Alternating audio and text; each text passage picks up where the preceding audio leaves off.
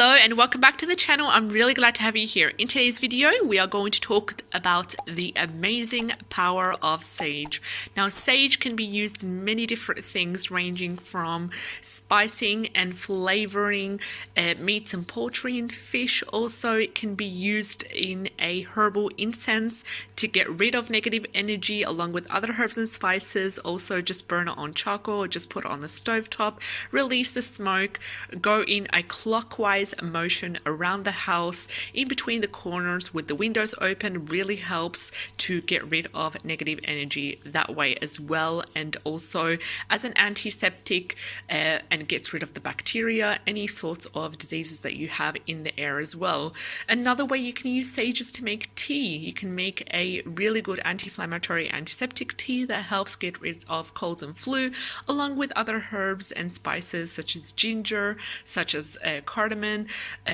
Sage is also important in basically getting rid of water weight, getting rid of weight that's been accumulated in the body.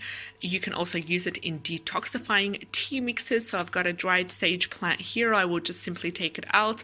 Now I've just got this plant that I will use to make a incense blend with. So I'll take all the leaves out, I'll crush the dried sage, and I'll add some frankincense tears to it.